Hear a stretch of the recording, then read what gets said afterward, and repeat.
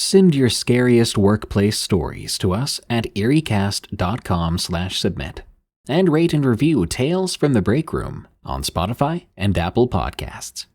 Thanks. Hi, welcome to Dead and Roasted. What can I get you? I know what's causing all those mysterious missing person cases in the woods. No, it's not me. Stop it. If you would just take this iced coffee I bought for you and sit the heck down, I'll tell you the story I heard recently of a terrifying missing person case and the work partner who survived. I've got more stories, don't you worry, and it's time for me to clock out. So sit back, prepare yourself. These are Tales from the Break Room. Theme Park from Absolute Unit. I've always loved Halloween. Ever since I was a kid, I would look forward to dressing up, carving pumpkins, going trick-or-treating with friends. Halloween was the one night of the year when anything could happen, and I loved the thrill of it. That's why when I saw an ad for seasonal workers at a local theme park, which was hosting a Halloween event, I jumped at the opportunity. It seemed like the perfect way to earn some extra money and have fun at the same time.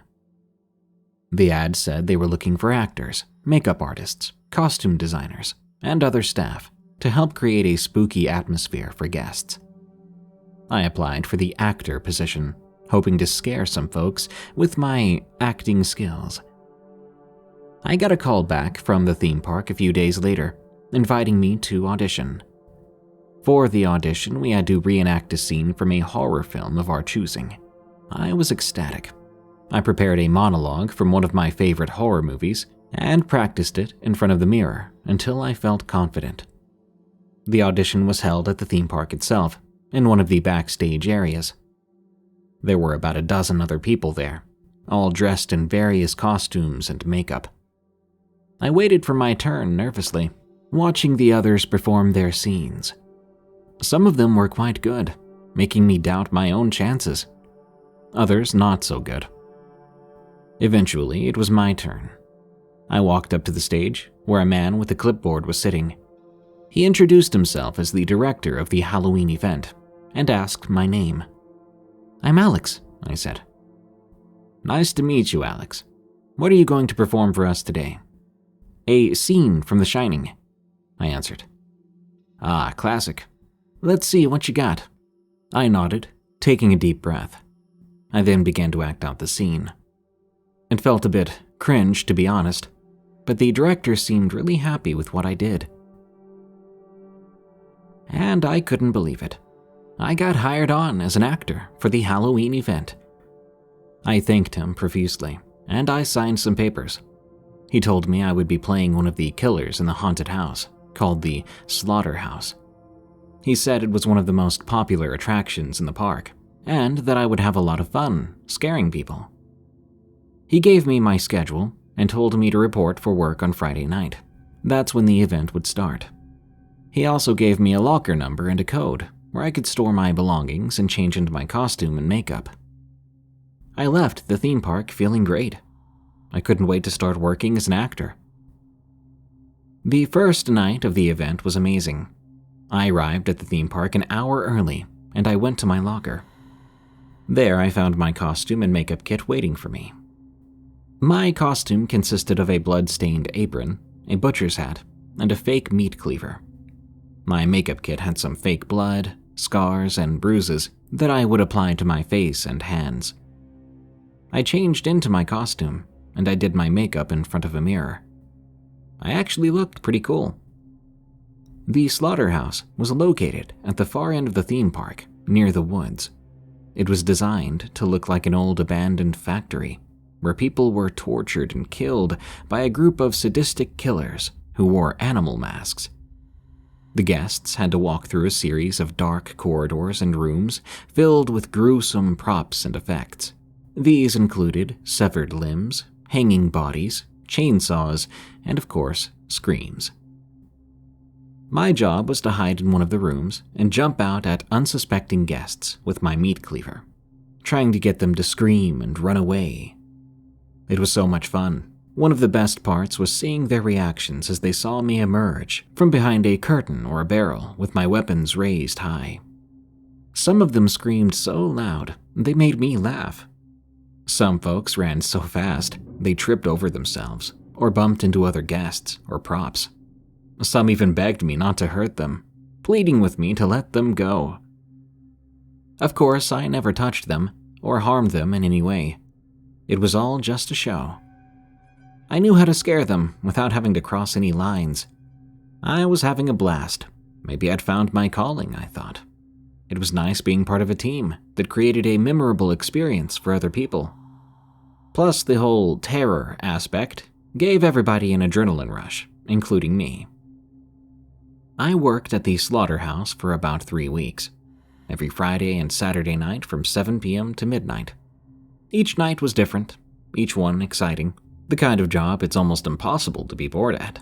I mean, I looked forward to it. Until the last night. The last night of work was supposed to be the best night, because it would be Halloween night after all. The theme park was packed with guests who wanted to celebrate the holiday in style. The atmosphere was festive and lively. The decorations were more elaborate and spooky than ever. The music was louder and more upbeat. The staff was more enthusiastic and energetic. I arrived an hour before, just as usual, heading over towards my locker. But there, I found a note from the director, along with a new costume and a different makeup kit. The note read, "Alex, happy Halloween. You've been doing a great job as an actor for the event, and we're very proud of you. As a reward for your hard work and dedication, we've decided to give you a special role for tonight. You're going to play the leader of the killers in the slaughterhouse, the one that wears a pig mask. You'll find your new costume and makeup kit in your locker. Put them on and report to the slaughterhouse as soon as possible. We've also prepared a special surprise for you and your coworkers in the slaughterhouse. We won't tell you what it is, but we're sure you'll love it. Have fun and scare 'em good." I was stunned. I'd been promoted, basically, to play the lead, the most important and scary role in that haunted house. It was an honor and a privilege that I didn't expect to get. My new costume consisted of a black leather jacket, black pants, black boots, black gloves, and a pig mask that covered my entire head. The makeup kit was some more fake blood, scars, and bruises. I changed into the new costume and did my makeup. I looked pretty wicked. I headed on into the slaughterhouse. The slaughterhouse was buzzing with activity when I arrived. There were about a dozen other actors there, all dressed in different costumes and masks that represented different animals: cows, chickens, sheep, and rabbits. These were my coworkers, and many now friends. Apparently, they'd also received similar notes from the director, telling them that they'd been given special roles for the night and that there was a surprise waiting for them in the slaughterhouse. They didn't know what it was either, but they were eager to find out. We chatted for a while, before we heard an announcement over the loudspeaker. "Ladies and gentlemen," a voice said, "welcome to the slaughterhouse, the most terrifying attraction in the park. Are you ready to face your worst fears? Are you ready to meet your doom? Then enter if you dare. But beware, the killers are waiting for you, and they're hungry for blood. Good luck, and happy Halloween." The announcement was followed by a loud roar of applause and cheers from guests. We knew it was almost time for the show to start. We dispersed, going to our assigned positions. I went to the final room, where I was supposed to wait for the guests to show up. I checked my fake meat cleaver. I took a deep breath and prepared myself for what was supposed to be the best night of our work. All of us killers gave it our all throughout the night. We leapt from the shadows, brandishing gruesome weapons, sending guests screaming and scrambling for the nearest exit. The surprise the director had promised remained a mystery. As we continued to terrify visitors, I couldn't help but wonder what he had in store for us. The anticipation really just added to the excitement of the night. Before long, it was nearly midnight. Still no special surprise as promised. Instead, things took an unexpected turn. The announcement over the loudspeaker had been drowned out by the frenzied screams of guests. Still, we knew the park was supposed to close at midnight, and our shift would be over. Just as I began to feel a sense of relief that the night had gone off without a hitch, a new announcement blared over the loudspeakers. This time, the voice wasn't the director's. It sounded weird. "Ladies and gentlemen, we have a special surprise for you. Now we invite you to witness a real slaughter. A grand finale for this unforgettable Halloween night." After that announcement, all the lights inside the place turned off. At that point, I didn't know what to think. None of the other employees did either. So far, everything went according to the script, but this had not been a part of it. Could it be the special surprise the director was talking about? After about a minute of complete silence, I started to get kind of nervous and tried to contact the director himself, but he didn't pick up. Then I tried the lighting crew. Still no answer. I grew more worried by the second. All of us did. Then it happened.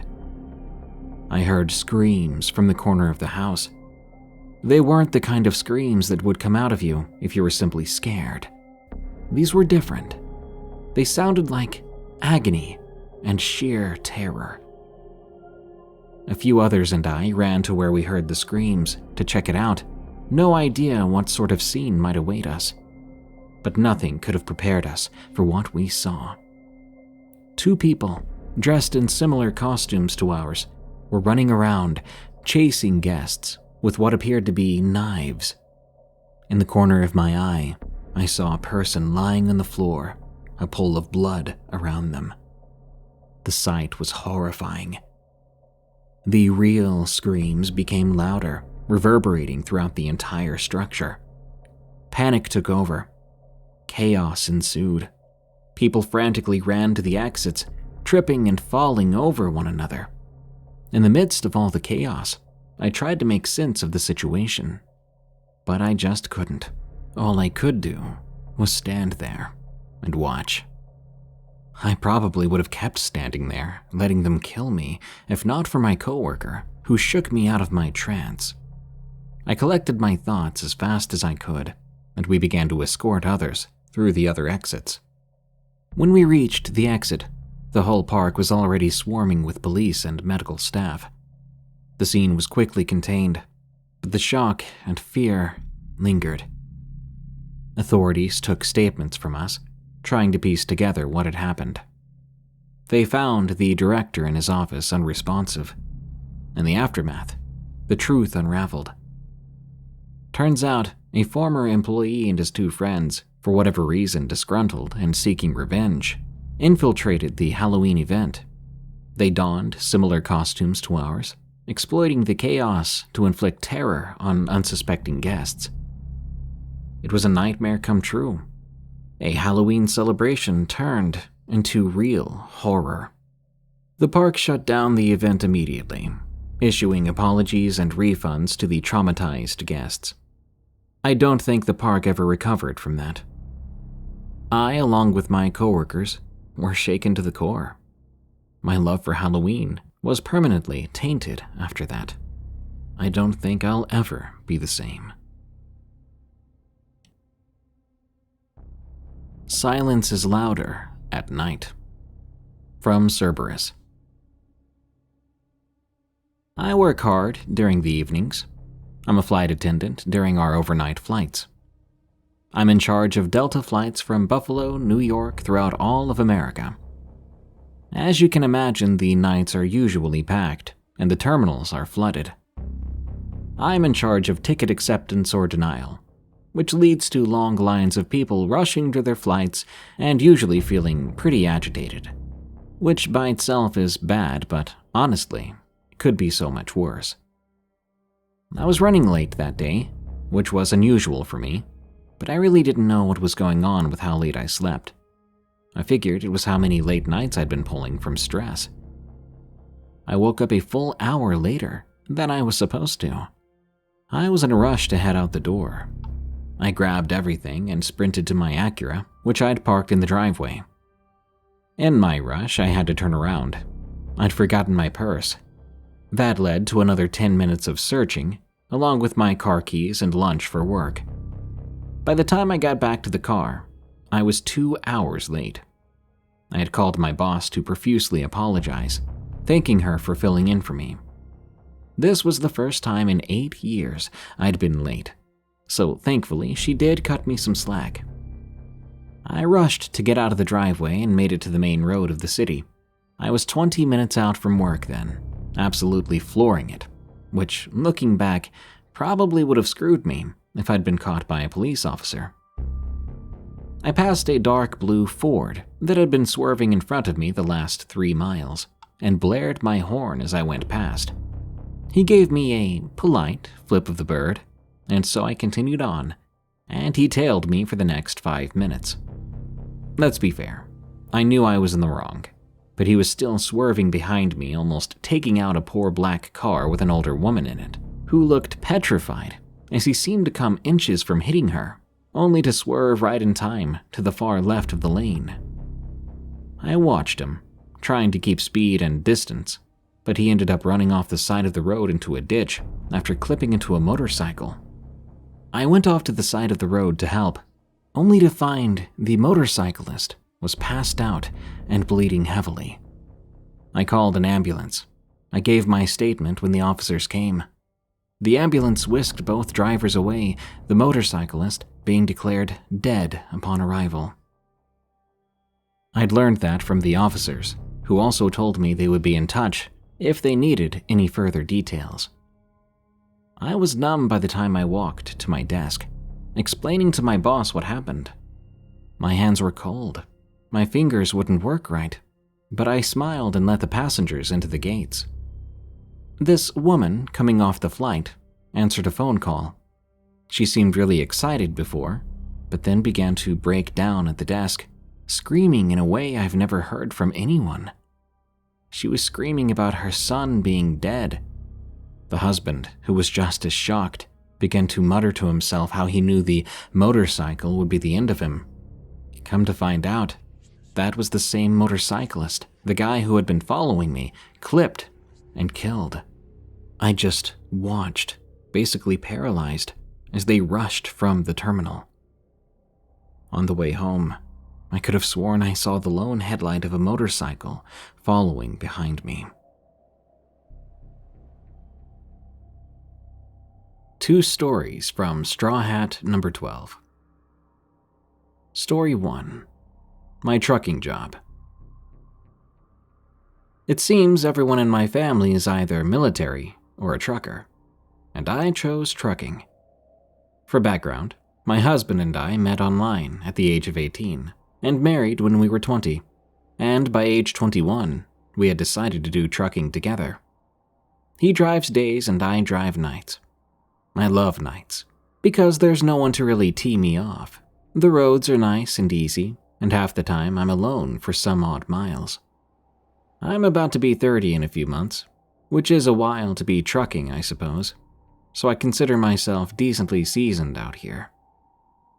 At the time, I was 24, taking a bunch of Vivarin caffeine pills, staying awake sometimes 2 to 3 days at a time on the road. My sleep schedule was horrible, I admit, but I was young and felt like I could do anything. I'd crash pretty hard and sleep hard when it came time to. One morning out west, I stopped at a Flying J truck stop to switch out drivers at the fuel islands. My husband got up and went inside for snacks, while I stayed in the bunk, laying down finally after 2 days of being up. I felt weird, more physically exhausted than the usual. I lay on my back with my arms at my side, palms down on the bed, closing my eyes. Right after my eyes closed, I felt my breathing and heartbeat slow way down. My heart did this hard pump in my chest, and there was a bit of a sharp pain. It stopped beating, followed by my breath escaping my lungs. Then my body sort of sank. It was like I was melting through the semi-truck. I woke up under the truck in what I laid down in, a shirt and underwear. I noticed I had no pants, so I hid by the trailer tires so no one saw me. I blinked, and all of a sudden, I was further away from the truck stop. Standing there facing the truck stop in the middle of nowhere out west in the desert, knowing that in the exact moment I can stay where I'm at or go back. I had a choice to make. I saw my husband leaving from the truck stop, and I thought to myself, he doesn't know I'm not in there. I guess I can go to the building and call him to turn around. I felt a feeling of disappointment. It was then, after that very thought, my heart did that same hard, struggling pump with that sharp pain. It was so very slow. It started to beat again and again. Then came the biggest, most deep inhale of my life. I breathed slow, steady, as my heartbeat returned. I closed my eyes, and my body felt paralyzed. It was like my mind came back through before my body could catch up. My body felt like a computer booting up from being shut down for a while. After my eyes finally opened, the first thing I did was look for my husband, who happened to still be in the truck stop. After seeing that, I checked the time. 20 minutes had passed. I thought to myself, I think I literally just died. Physically, 6 minutes after no breathing, brain damage may be caused. Irreversible and permanent brain damage. But I was fine. I freaked out, researching every corner of the internet for answers. All I found was astral projection. Everything came back to that topic. For some reason, I couldn't stop thinking about how it felt to feel my own heart stop beating and my breath leaving my body the way that it did. It was so weird. About a year later, I was in the Tennessee Gorge.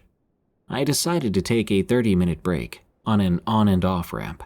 I was getting off the interstate at 50 miles per hour. There was a frontage road with a little trailer home with one lonely light post by the road. I looked to my left, then the right, for any traffic. And there's this massive thing running out of the woods on 2 feet. Once it made it to the frontage road, it fell to all fours and matched my truck's speed. I looked down at the dash. I was going 30 miles per hour. I looked to my right again and saw that thing's big head turn to look at me. And I knew it was looking me straight in the eyes. I could feel it. The thing's body was so skinny, and I could see the spine as it was hunched over on all fours, running right under that lonely light post. Its head was too big for its body, and its limbs seemed way too long. It had absolutely no fur, just skin. It kept its gaze on me the whole time, running with my truck, never looking to see where it was going. I blew the stop sign, not caring if I caused a major accident. I got out of there expeditiously and didn't look back. Let's fast forward again. This time I had decided to take a 30-minute break at a truck stop. Walking through 2 rows of parking from the building, I walked between trucks to get back to my truck. Passing that gap between the tractor and trailer, a man peeked out from the catwalk, holding a knife. He looked just bat crap crazy. He flashed that knife while smiling ear to ear. I ran so fast, banging on all the trucks as hard as I could to get the attention of anyone else. As I turned around, I saw him running off into the wooded area on the side of the truck stop. I like to think I helped in preventing anything bad from really happening to the other truckers. Story 2. Another UFO. Sometimes you can be the only one on the road for some odd miles. On this occasion, I happened to be alone for about 10 miles going west on I-40 in New Mexico. I was somewhere before Gallup, and I see this big ball of red light to my left in the sky. There was a nice long red line leading from the ball of light. It looked how it did in Star Trek, when they take off at light speed and there's that line of light. Except it was all red.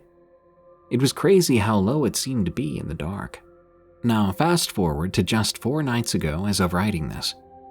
I was leaving Denver, taking a load to Atlanta so I could go home for the holidays. I'm in West Kansas and traffic was easy that night. I noticed out of my giant windshield 3 silver balls coming down super fast from the sky. I almost mistook them for shooting stars or even debris, but I was certain I was wrong when they started dashing around each other, doing these zigzag motions and fading in and out, losing that silver color and going pitch black. It was like it was reflecting light from space somehow. The third one ended up leaving, and it was just 2 of them, acting bizarre for the next 10 minutes. I was debating waking my husband up from his slumber so he could witness this with me. I remember thinking I don't get paid enough to go through all this crap at night, but I didn't wake him. A trucker about 2 miles ahead stopped on the shoulder. I saw him with his phone out, standing outside his truck, trying to get those things in the sky on camera. I almost joined him on the shoulder as well to talk to him about it. About 5 minutes later, I woke up my husband because screw it. He ended up saying, maybe it's just some drones. Like, really, dude? Come on. And after looking into drones, I really don't think that's what it was. Visions in the Old Castle from Hydrogen Bomb. I never thought it would happen to me. I never thought I'd experience something so terrifying it would make me question my own sanity. But it did, and I'm still trying to make sense of it. I was part of a YouTube channel where me and 2 friends, Gabe and Lars, explore haunted places looking for paranormal phenomena. We had a decent following, and I'll admit we made good money from the views and ads and sponsors. It was enough for us to live decently, but Lars and I treated this more as a side job. After all, the 2 of us had stable, normal jobs. I worked part-time in Burger King while Lars worked with his dad in his firm. The only one who didn't do anything else, besides this, was Gabe. But even he was financially okay, for the most part at least. Despite the money, we all loved what we did. But we also knew that sometimes we had to fake some things to make our videos more engaging. Adding sound effects, editing some footage, using props, overacting. Nothing too serious, just harmless entertainment. But what happened that night wasn't fake. It was real, and it was horrifying. It was a cold and dark night in November. We had decided to film a video where we would explore the remains of a castle which was supposedly haunted by the ghosts of its former inhabitants. The castle was located in a remote area, surrounded by woods and hills. It was built in the 13th century by a noble family, but it was abandoned and destroyed by a fire in the 17th century. Only some walls and towers remained, along with an old graveyard where the nobles buried their own. We arrived at the castle around 10 p.m. We had our cameras, flashlights, and some equipment to measure the electromagnetic fields and temperature. We also had a drone that we could fly over the castle to get some cool aerial shots. We were very excited, very curious, but also a bit nervous because we'd heard stories about this castle. Stories about people seeing strange lights, hearing voices and screams, feeling cold spots and touches. Some people even claimed they'd seen ghosts of the nobles dressed in medieval garb, carrying swords and daggers. We decided to split up, exploring different parts of the castle. Gabe went to the East Tower, Lars went to the West Tower, and I went to the main hall. We agreed to meet at the graveyard after about an hour. We also kept in touch through our walkie-talkies. It may sound stupid, but our viewers seemed to really like that. I entered the main hall, which was a large and empty room with a high ceiling and a fireplace. There were some broken furniture and debris on the floor, and some paintings and tapestries on the walls. The place was dark and dusty, and I could smell the mold and the ashes. I turned on my flashlight and my camera, and I started to look around. "Guys, this is Sam. I'm in the main hall. Pretty creepy here. How are y'all doing? I spoke through the walkie-talkie. I'm fine, Sam. I'm in the East Tower. There's not much to see here, just some stairs and windows. Pretty quiet, too. Maybe too quiet. Gabe replied. I'm in the West Tower. There's a lot of graffiti here. Some candles and pentagrams, too. Looks like some people have been doing some rituals or something here. Maybe they summoned something. Lars joked. I wasn't sure if he was telling the truth about pentagrams, or if he was just making it up to be dramatic. But I went along with it, acting surprised and creeped out. Hey, maybe they tried to summon you, Gabe. You're the scariest thing I know, I quipped. Very funny, man. You're just jealous of my good looks and charm. He came back. I continued to explore the main hall, looking for any signs of paranormal activity. I pointed my flashlight and my camera at the paintings and tapestries, hoping to catch some movement or some sort of anomaly. I also began to measure the temperature and electromagnetic fields, but so far, I wasn't seeing anything unusual. The place was just old and abandoned, nothing more. I was about to leave the main hall when I heard a noise behind me. The noise sounded like a footstep, a creak or a crack. I turned around and saw something that made my blood run cold.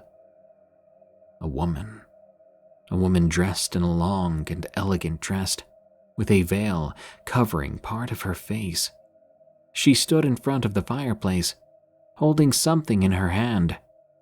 She looked at me, a sad and mournful expression on her face. I was speechless.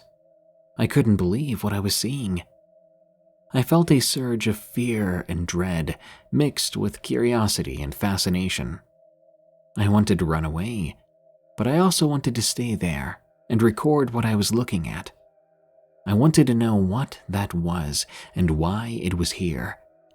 I wanted to figure out if I was seeing a real-life ghost or if it was just a prank. I raised my camera and I tried to film her, but as soon as I did, she vanished. She just disappeared into thin air, leaving no trace behind. I was stunned. I just saw a ghost, and I'd missed the chance to capture her on camera. I felt a pang of frustration and regret, but also this thrill of excitement. I had just experienced something that most people would never experience in their lives. I grabbed my walkie-talkie and tried to contact my friends. Guys, you won't believe what I just saw. I saw something. The ghost of a woman. She was in the main hall in front of the fireplace. She was holding something and looking right at me. I'm telling you, she was so real, so clear. But she disappeared as soon as I tried to film her. Guys, are you there? Can you hear me? I said, voice trembling. There was no answer, only silence. I tried again and again, but I got no response. I checked the battery of my walkie-talkie. It was fine. Then I checked the signal, and it was strong. I checked the channel. It was the right one. There was no reason why I couldn't reach my friends, unless something was blocking the communication. Something unnatural. I felt a chill down my spine, realizing that I was alone in a haunted castle, really haunted, and my friends were not replying to me. I wondered if something had happened to them, and if they were okay. I hoped they were just busy, or that they had moved to a different area. Maybe they had turned off their walkie-talkies for some reason. But I also feared that they'd encountered something worse than I had. Something more dangerous, more hostile, more deadly.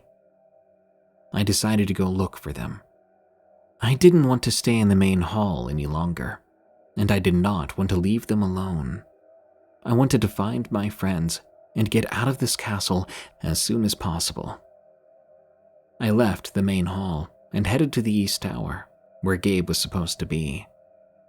I walked through the dark and narrow corridors, feeling the cold and damp air on my skin. I heard some noises, like whispers and moans, but I tried to ignore them. I told myself it was just wind, or animals, or even my imagination. I reached the East Tower, and I climbed the stairs. I called out Gabe's name, but I got no answer. I reached the top of the tower and looked around. There was no one there. No sign of Gabe, nor his camera or equipment. The place was empty, just windows and a balcony. A wave of panic came over me. Where was Gabe? What had happened to him? Had he left the tower? Or had he been taken by something? I ran to the balcony and looked outside, hoping to see Gabe or Lars or the drone, or even the car. But I saw nothing. Nothing but the darkness and the woods and the hills. That was when I felt a hand on my shoulder. I turned around. It was Gabe. He was standing right behind me, smiling. "Gabe, thank God you're here. Where have you been? I've been trying to get in touch with you, but I couldn't. Dude, I saw a ghost in the main hall, a ghost of a woman. She looked at me. She was real, man. Have you seen anything? Have you heard anything? I mean, are you okay?" I asked. I felt a rush of relief and joy. Gabe didn't say anything. He just smiled. But that smile felt wrong. I don't know how to describe it, but it felt evil. That smile was not his. Then he pushed me. He pushed me off the balcony and into the darkness below. That wasn't Gabe. That was something else, something that had taken his likeness, his voice, his mind. When I hit the ground, everything went dark. When I next opened my eyes, I was in the main hall. Next to me were Lars and Gabe, concerned and worried. "Sam, thank God you're awake," Lars said to me. "We heard you on the walkie-talkie saying something about some woman. Then all of a sudden your voice broke, and we heard screams coming from here." He continued. He said a bit more than that. But those things were the only parts I could remember. I couldn't focus on what he was saying, because it felt like my head was going to explode. When I tried to get up from the ground, I felt a sharp pain in my hand. I looked at it. My hand was all bloody and messed up, like it had been crushed under a truck. We quickly got out of there, and Gabe drove me to the nearest hospital. Turns out I broke my hand pretty bad, and I also had a slight concussion. I don't know what happened that night, if the things I saw and what happened to me were real, or if I had just been hallucinating and somehow broke my hand. All I know is that I'm alive, and I won't be going anywhere near any old castles from now on.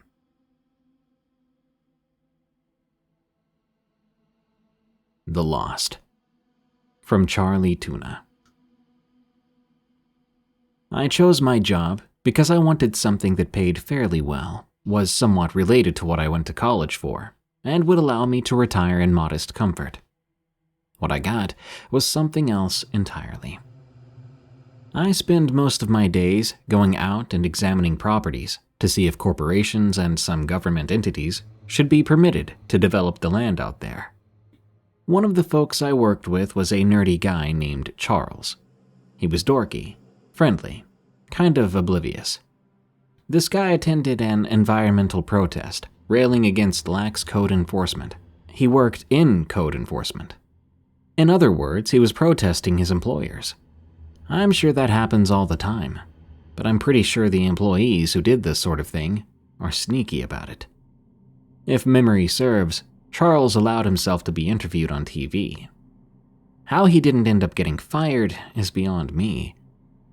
Despite his clueless nature, he was a good guy, and his dedication to his job was second to none. His work ethic was one of the reasons I made sure he always tagged along, whenever I had to go out on an inspection.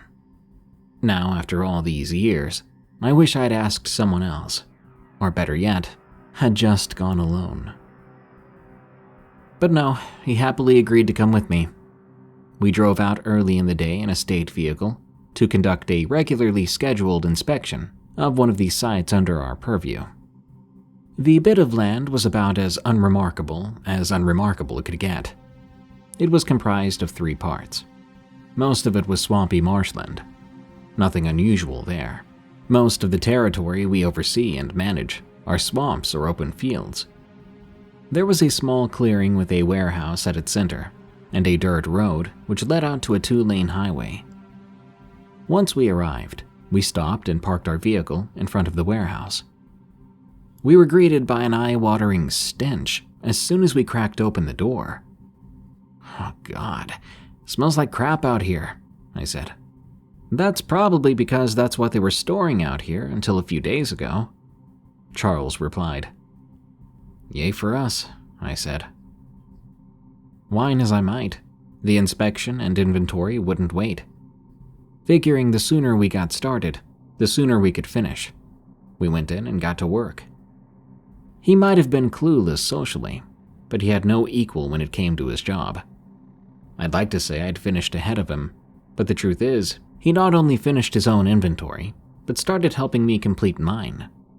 That was the kind of guy he was. He could have just wandered off and taken a break, but no, he immediately helped me with mine. Anyway, after 6 long hours of tedious work in a corrugated, foul-smelling sweat box, we were finished for the day. We could have just hopped in the van and headed back to the office, but the area where the warehouse was situated was, in a word, beautiful. It's so peaceful out there and quiet. We decided to take a walk out in the woods. Most months, the area in which I live is a muggy, mosquito-infested mess. But in September, it's paradise. Cool, comfortable, and with sunsets that can take your breath away. I think that's part of the reason Charles did what he did. He loved this place, considered himself the caretaker of every square inch. Things started out well enough. We started chatting about how next week was the start of another review cycle, and how we'd have to go in and have our work over the past quarter evaluated. And then the world, I don't know how to describe it, maybe dislocated. You know that scene in Stargate, where the soldiers walk through the gate and are transported to another planet? I think what we encountered that day felt something like that. Only without these special effects, bright lights, or being transported to another world. Well, I guess except for that last part. In terms of what I perceived, it was like for a moment, someone had adjusted the world's focus. Things became dull and distant, before returning to normal, whatever that is. "What was that?" I asked, trying to keep on my feet. Charles had it worse than I did. He wobbled for a moment. "I don't know. Let's get back to the van and call it a day." There was no way I was going to argue with that. I wanted to quit this place, and I wanted to quit it now. We headed back the way we came in, but even in our semi-groggy state, we could tell that things weren't right. Clumps of moss and plants that had been there only a few minutes earlier were gone, or were now in different locations. We walked past a trail that hadn't been there when we'd passed by earlier. I know Charles noticed it too, but he didn't say a word. Not a word at all. The fact he'd stopped being his usual chatterbox self scared me.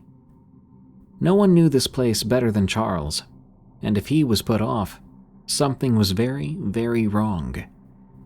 I was starting to get scared. Then we returned to the clearing where the warehouse and our van were located, only our van was not there anymore. Neither was the warehouse. In its place was a utility shed. Running over toward it, we found it locked. Judging from what we saw, it looked like a civilian shed, not one managed by the state. That was the straw that broke the camel's back for me. I was terrified. Even in my semi-hysterical state, What Charles suggested seemed totally irrational. We should each check out one side of the property to find the trail or the road that we might have missed. We don't know where we are. The stupidest thing we could do right now is separate. What we should do is start at the tree line and push out in circles until we find another trail or some landmark so we can find our way back to the warehouse. Now, Charles wasn't one of those guys who refused to take advice from women. He saw the logic in what I was saying and quickly agreed. At first, everything was fine. We moved deeper and deeper into the woodline.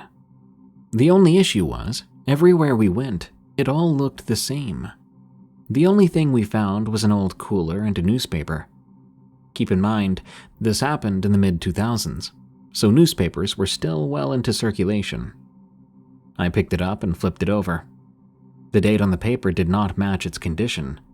Unlike the well-used cooler, the newspaper seemed brand new. This has to be wrong. It looks this good, but the date says 1952. I kept reading, but soon I wished I hadn't. "Charles." "What?" he asked. It was obvious from the tone in his voice that he was scared, too. I pointed to the motto under the paper's title. "Your source for news for the great state of Calusa." I think I went into shock at that point. I started having trouble speaking. My hands were shaking violently. Where and when were we? How did we get there? Both of us have master's degrees.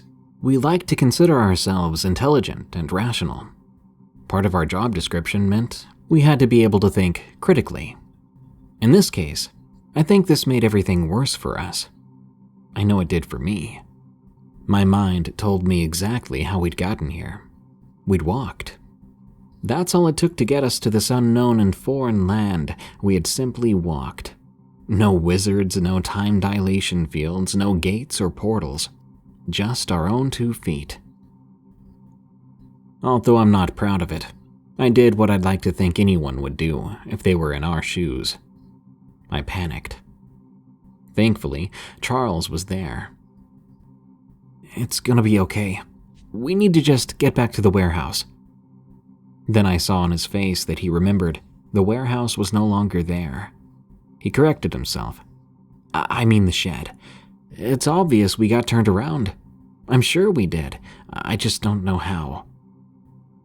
On the way back, he tried his level best to make it seem as if everything was going to be okay. I was hoping, praying, that when we got back, everything would be as it was. The warehouse would be there. Our van would be back from making a beer run or wherever it ran off to. Neither of these things turned out to be the case. Returning to the shed only made my anxiety deepen. My memory of that day is fuzzy now. No, that's not right. I think hazy is a better way of phrasing it. I think I'd begun shaking at that point, and I know I'd stopped speaking. At some point, Charles knelt down in front of me. "Hey, it's gonna be okay. Let me look around." "No," I shouted. "Don't leave me here by myself. This is all so wrong, Charles. We need to stay together. I'm only gonna go back to that trail. I want to see if it branches off somewhere. I'm thinking the path back to the warehouse is hard to see when coming back the other way. In fact, I'm pretty sure I know where it branches off." He didn't. Or maybe he did, and that trail took him somewhere else. Maybe somewhen else. Maybe both. It doesn't matter. The end result was the same. Charles never came back. It's been 16 years, and my friend simply walked off the face of the earth somehow. A while later, when he never came back, I started to scream out for him. I screamed for about an hour, and after that hour, they started to appear. People. I saw people walking in the woods. They all looked totally lost and confused. "Hey, can you?" No response. The first 2 women were dressed like they'd stepped out of a Norman Rockwell painting. They seemed to hear me, but couldn't see me. I say that because their heads jerked around as if they were searching for who was shouting at them. Despite the fact that I was less than 10 feet away from them, they acted like they couldn't see me. They started to walk towards me. I wish they hadn't. The closer they got, the more debilitated I became. I nearly passed out. By the time I was able to look up again, they were gone. The next person I saw was further off in the woods. It was a boy, and like the two women, he looked lost and scared. He called out, "Mom?" But also like them, he couldn't see me. In the end, it didn't matter. It happened again, as soon as I got close to him, close enough to reach out my hand. I saw it this time.